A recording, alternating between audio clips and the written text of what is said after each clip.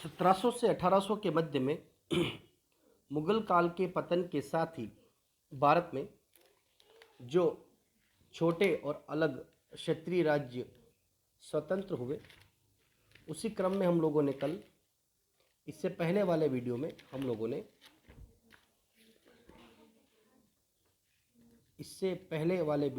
लोगों ने यह देखा था कि 1707 में औरंगजेब की मृत्यु के बाद भारत में जिस तरीके से सूबे सुदूरवर्ती क्षेत्र मुगलों के नियंत्रण से स्वतंत्र होने के साथ ही मुगल काल के पतन के 50 वर्ष के अंदर ही इस प्रकार से अव्यवस्थाएं उत्पन्न हुई और उन अव्यवस्थाओं की वजह से भारत में हैदराबाद, अवध, मराठा, जाट, पंजाब के क्षेत्र केंद्रीय नियंत्रण से स्वतंत्र हुए, बंगाल स्वतंत्र हुआ और इन स्वतंत्र राज्यों के साथ ही केंद्रीय नेतृत्व भी स्वतंत्र हुआ और भारत में मुगल काल का पतन प्रारंभ हुआ। मुगलों के सूबेदारी और प्रादेशिक सरदारों के अर्ध स्वतंत्र राज्य जो थे, उसमें बंगाल, अवध, मैसूर, हैदराबाद प्रमुख थे और मुगल शासकों के खिलाफ जो स्थानीय सरदारों, जमींदारों, किसानों का जो विद्रोह था, उसमें मराठा, अफगान, पंजाब और जाट शासकों ने स्वतंत्र साम्राज्य को स्थापित किया। इसी क्रम में हमने इससे पहले वाले वीडियो में देखा कि हैदराबाद, अवध, जाट क्षेत्रों में किस तरीके से धीरे धीरे केंद्रीय नेतृत्व से स्वतंत्र होकर भारत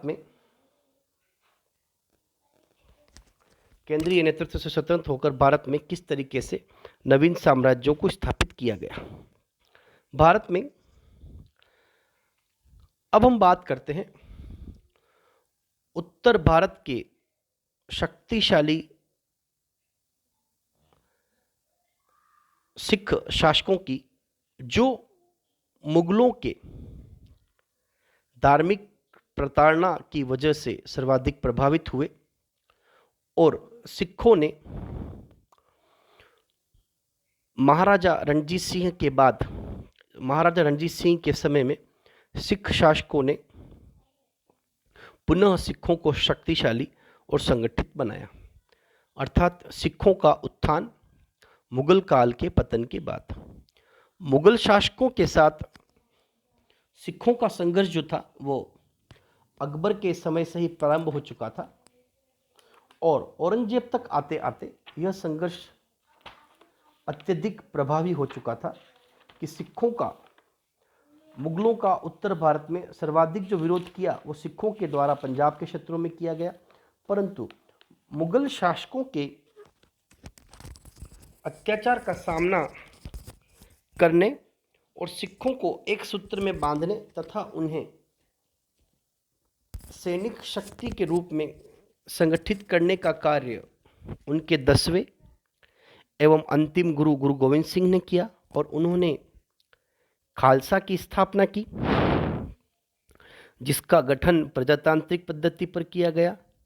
अब गुरु का पद समाप्त कर दिया गया और ग्रंथ साहब अर्थात सिख धर्म का पवित्र ग्रंथ सिख संप्रदाय के मार्गदर्शक माने जाने लगे। औरंगजेब की मृत्यु के बाद सिखों को पंजाब के मुगल सूबेदारों और बाद में अफगानों के शासकों के साथ जबरदस्त संघर्ष करना पड़ा और 18वीं सदी के मध्य में मुगलों की केंद्रीय सत्ता काफ़ी कमज़ोर हो चुकी थी और वह पंजाब के लोगों के जान माल की हिफाजत करने में सर्वथा असमर्थ थी। इस समय में जब चारों ओर अव्यवस्था फैली हुई थी तो नादिर शाह के आक्रमण से उत्पन्न अव्यवस्था का अंत अभी न हो पाया था कि अहमद शाह अब्दाली के भारत पर आक्रमण प्रारंभ हुए और धीरे धीरे पंजाब, सिंध, पेशावर, मुल्तान के प्रांतों पर अफगान विजेताओं ने अपना अधिकार जमा लिया, परंतु अफगानों का यह अधिकार स्थायी न रह सका।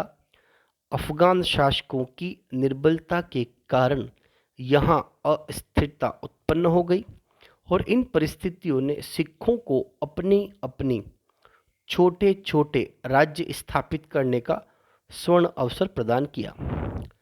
नादिर शाह के आक्रमण के बाद सिखों ने अपने जान माल की सुरक्षा स्वयं करने का विचार उत्पन्न हुआ और 1745 में इन्होंने अपने आप को 100 व्यक्तियों के छोटे छोटे दलों में संगठित कर लिया। प्रत्येक दल का एक नेता होता था और उस दल के सभी सदस्य नेता के आदेशों की पालना करते थे और विभिन्न दल समानता एवं बंधुत्व की भावना के आधार पर मिलजुल कर कार्य करते थे। 1748 में सभी दलों को ने मिलकर दल खालसा का संगठन किया। दल खालसा में सम्मिलित सभी दलों को पुनः 11 जत्थों में विभाजित किया गया, जो बाद में मिसलों के नाम से विख्यात हुई। और दल खालसा में एकता कायम रखने की दृष्टि से एक समिति का गठन किया गया, जिसमें सभी मिसलों के नेताओं को सम्मिलित किया गया। यह समिति दल खालसा के कार्यों का संचालन करती थी। दल खालसा ने अपने लोगों को विदेशी आक्रांताओं की लूट खसोट तथा मुगल अधिकारियों के अत्याचारों से सुरक्षा देने का प्रयास किया। परिणाम स्वरूप पंजाब का किसान वर्ग तेजी के साथ सिख संप्रदाय में सम्मिलित होता गया। दल खालसा ने लोगों के जान माल की सुरक्षा का दायित्व अपने ऊपर ले लिया। इसके लिए नियमित आय की आवश्यकता अनुभव हुई और परिणाम स्वरूप राखी प्रथा शुरू की गई। इस प्रथा के अंतर्गत जिस गांव की सुरक्षा का दायित्व दल खालसा अपने ऊपर लेता था, उस गांव के लोगों को अपनी आय का 1/5 भाग दल खालसा को देना पड़ता था। इसे जमींदारी प्रथा भी कहा जाता था। इस प्रथा की शुरुआत के साथ ही सिख मिसलों के नेताओं ने राजनीतिक अधिकार भी आरंभ हो गए। धीरे धीरे उनकी सैनिक शक्ति भी संबल होती गई। अहमद शाह अब्दाली की मृत्यु के बाद अफगानों की निर्बलता का स्थानीय शक्तियों ने पूरा लाभ उठाया। पराक्रमी और योग्य सिख नेताओं ने पंजाब के भिन्न भिन्न भागों में अपने अपने राज्य स्थापित कर लिए और धीरे धीरे संपूर्ण पंजाब के 12 छोटे छोटे सिख राज्य मिसलें स्थापित हो गई। इस समय सिखों के सामने 2 महत्वपूर्ण समस्याएं थी। वे अफगान आक्रमणों से पंजाब को सुरक्षित रखना चाहते थे और पंजाब में मुगल सत्ता की पुनर्स्थापना भी उन्हें पसंद न थी। पंजाब के स्थानीय मुगल अधिकारी भी मौजूदा स्थिति का लाभ उठाकर अपने लिए स्वतंत्र राज्यों की स्थापना के प्रयत्नशील थे। इस प्रकार की स्थिति में सिखों को जो सफलता मिली, उसका एक कारण उनका दृढ़ संकल्प तथा संकट के समय में एक दूसरों को सहयोग प्रदान करना था। दूसरा कारण उनकी गतिशील घुड़सवार सेना थी। एक अन्य कारण सिखों द्वारा छापामार युद्ध पद्धति का प्रयोग भी था। अंतिम कारण दल खालसा के प्रति निष्ठा की भावना तथा अफगानों एवं मुगलों से प्रतिशोध लेने की इच्छा थी। उनकी मिसल व्यवस्था ने भी उनको एक लचीली संघीय व्यवस्था के अंतर्गत समान धर्म एवं समान राजनीतिक आवश्यकता से प्रोत्साहित कर एकता के सूत्र में बांधने का काम किया। परंतु समय के साथ सिख नेताओं में आपसी झगड़े भी उठ खड़े हुए और वे अब आपस में भी लड़ने लगे। परिणाम स्वरूप वे एक शक्तिशाली संघ की स्थापना न कर सके और आगे चलकर महाराजा रणजीत सिंह ने अपनी शक्ति को बढ़ाने का अवसर किया और उन्होंने पंजाब को पुनः संगठित और शक्तिशाली बनाया। पंजाब में सिख धर्म की शुरुआत गुरु नानक देव ने 15वीं शताब्दी में की। सिख धर्म के कुल 10 गुरु हुए। गुरु नानक देव इब्राहिम लोदी के समकालीन थे और इन्होंने नानक पंथ की स्थापना की। गुरु अंगद ने गुरुमुखी लिपि का आविष्कार किया। गुरु रामदास अकबर के समकालीन थे। अकबर के गुरु ने गुरु रामदास के लिए 500 बीघा जमीन प्रदान की और इसी भूमि पर गुरु रामदास ने रामदासपुर नगर बसाया जो बाद में अमृतसर नामक शहर के नाम से जाना गया। गुरु अर्जुन देव ने रामदासपुर में अमृतसर नामक तालाब का निर्माण करवाया और इसी तालाब में हरिमंदिर साहिब गुरुद्वारे का निर्माण करवाया। गुरु अर्जुन देव ने तरन तारण, करतारपुर और गोविंदपुर नामक शहर बसाए और गुरु अर्जुन देव ने सिखों के आदि धर्म ग्रंथ की रचना की। सिखों को लड़ाकू जाति के रूप में परिवर्तित करने का कार्य गुरु हरगोविंद ने शुरू किया तथा गुरु गोविंद सिंह के नेतृत्व में खालसा पंथ की स्थापना हुई एवं सिख राजनीतिक और फौजी ताकत बने। सिखों के 10वें एवं अंतिम गुरु गुरु गोविंद सिंह ने आनंदपुर नगर बसाया और गुरु गोविंद सिंह ने खालसा पंथ की स्थापना की थी। इनकी हत्या महाराष्ट्र के नांदेड़ नामक स्थान पर अजीम खान पठान द्वारा की गई। सिखों का प्रथम राजनीतिक नेता बंदा बहादुर लक्ष्मण देव माधवदास था। बंदा बहादुर ने ही प्रथम सिख राज्य की स्थापना की थी। 18वीं सदी में पंजाब छोटे छोटे सिख राज्यों में बटा हुआ था और इन राज्यों को मिसल कहा जाता था और पंजाब में कुल 12 मिसलें स्थापित हो चुकी थी। महाराजा रणजीत सिंह सुकरचकिया मिसल में जन्मे थे। उनके पिता का नाम महासिंह था। आधुनिक पंजाब के निर्माण का श्रेय सुकरचकिया मिसल को दिया जाता है। रणजीत सिंह ने 1799 में लाहौर और 1802 में अमृतसर पर कब्जा किया और बाद में कश्मीर, पेशावर और मुल्तान को भी जीत लिया। रणजीत सिंह ने लाहौर को अपनी राजधानी बनाया तथा लाहौर को राजधानी बनाए जाने के बाद 1808 में रणजीत सिंह ने सतलज के पार फरीदकोट, मुलेर कोटल और अंबाला पर अपना कब्जा कर उस पर अपना अधिकार स्थापित किया। अमृतसर की जो संधि हुई 1809 ईस्वी में, अमृतसर की संधि चार्ल्स मेटकाफ एवं रणजीत सिंह के बीच 1809 ईस्वी में हुई और संधि के अनुसार रणजीत सिंह के सतलज नदी के पूर्वी तट पर विस्तार को सीमित कर दिया गया, किंतु उत्तर में राज्य विस्तार कर सकता था। रणजीत सिंह ने 1818 में मुल्तान, 1819 में कश्मीर एवं 1823 में पेशावर पर अधिकार कर लिया। काबुल के शासक जमन शाह ने रणजीत सिंह को राजा की उपाधि प्रदान की और 1809 ईस्वी में रणजीत सिंह ने लाहौर के अपदस्थ शासक शाह सुजा को पुनः सत्तासीन करने की सहायता दी। इसी सहायता के बदले शाह सुजा ने रणजीत सिंह को कोहिनूर हीरा प्रदान किया, जिसे नादिर शाह लाल किले से लूटकर ले गया था। रणजीत सिंह भारत के ऐसे प्रथम शासक थे जिन्होंने अंग्रेजों से सहायक संधि को स्वीकार नहीं किया और फ्रांसीसी यात्री विक्टर जैकविमो को ने रणजीत सिंह की तुलना नेपोलियन बोनापार्ट से की थी। रणजीत सिंह की प्रशासन व्यवस्था की अगर हम बात करें, रणजीत सिंह ने ब्रिटिश एवं फ्रांसीसी सैन्य व्यवस्था के आधार पर कुशल, प्रशिक्षित एवं सुसंगठित सेना का गठन किया। रणजीत सिंह की स्थायी सेना को फौज ए आइन नाम से जाना जाता था। इसकी सेना एशिया में दूसरे स्थान पर थी। प्रथम ईस्ट इंडिया कंपनी थी। रणजीत सिंह ने लाहौर में तोपखाने का निर्माण करवाया। रणजीत सिंह की सरकार को सरकार एक खालसा नाम दिया। इन्होंने नानकशाही सिक्के चलाए। प्रथम आंग्ल सिख युद्ध 1845 से 1846 के मध्य, इस समय पंजाब का शासक रणजीत सिंह का अल्पायु पुत्र दिलीप सिंह था और इस समय भारत के जो गवर्नर जनरल थे लॉर्ड हार्डिंग्स थे। प्रथम आंग्ल सिख युद्ध में पंजाब की सेना, सिख सेना का नेतृत्व लाल सिंह और अंग्रेजी सेना का नेतृत्व लॉर्ड ह्यूगफ ने किया।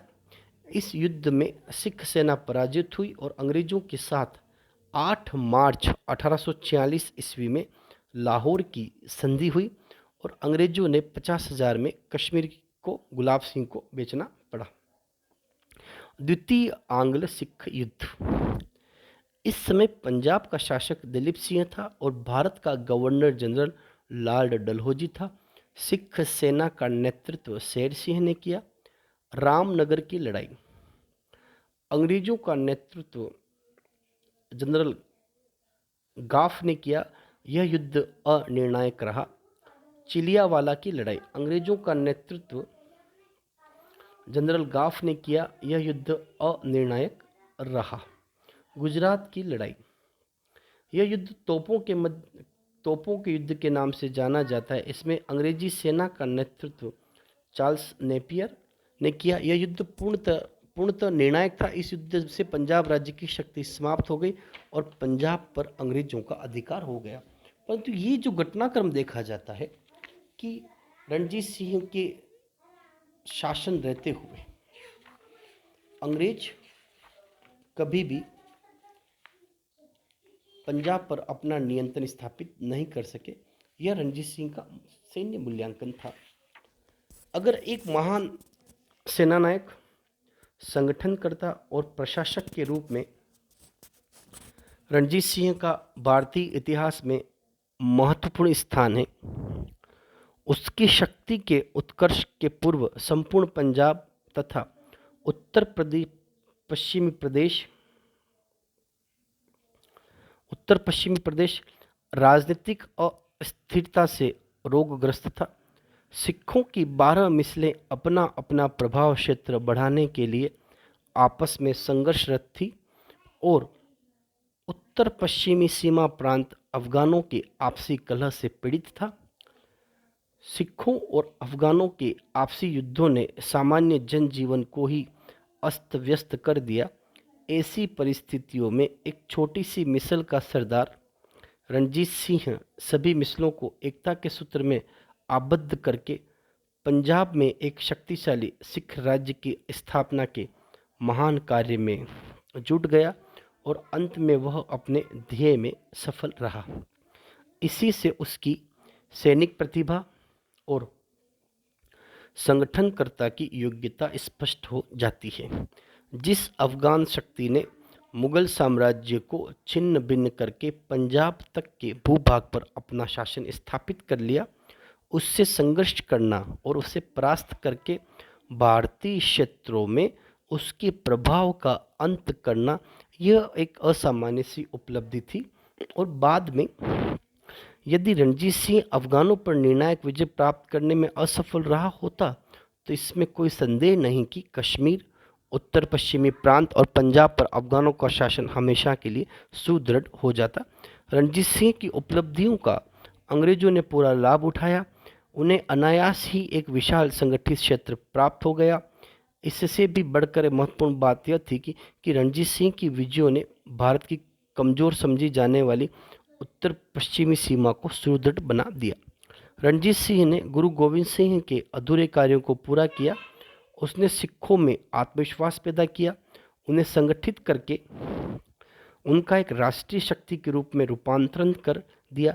बिखरे हुए सिखों को संगठित करके सैनिक विजयों के द्वारा एक शक्तिशाली विशाल सिख राज्य की स्थापना करना रणजीत सिंह का ही काम था।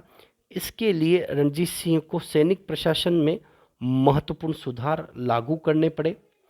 उसने एलार्ड तथा वेंचुरा जैसे योग्य एवं निष्ठावान यूरोपीय सेनानायकों को नियुक्त किया और सिख सेना को पश्चिमी सैन्य पद्धति से प्रशिक्षण दिलवाया।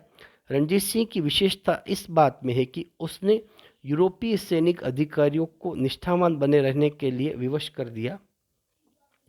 अन्यथा अनेक भारतीय शासकों ने भी यूरोपियों की सेवाएं प्राप्त की, परंतु समय आने पर वे विश्वास पात्र सिद्ध नहीं हुए। सेना को गोला बारूद, अस्त्र शस्त्रों के लिए अन्य शक्तियों पर निर्भर न रहना पड़े, इसके लिए कई कारखाने स्थापित किए गए और समय रहते हुए रणजीत सिंह ने बिना किसी भेदभाव के सभी लोगों को राज्य के उच्च पद प्रदान किए। परंतु सिखों पर नियंत्रण बनाए रखने के लिए उसने डोगरे, राजपूतों और यूरोपियों को अधिक सुविधाएं प्रदान की। इसका बुरा परिणाम यह निकला कि उसके दरबार में दलबंदी शुरू हो गई, जो सिख राज्य के पतन का कारण हुई। एक अन्य दोष सेना को अधिक महत्व न देना, सैन्य अधिकारियों को अधिक महत्व न देकर उसने असैनिक अधिकारियों का प्रभाव गौण बना दिया। इससे राज्य की राजनीति में उनका प्रभाव बढ़ गया और उनका बढ़ता हुआ प्रभाव अंत में राजपूत सिख राज्य के पतन का कारण बना।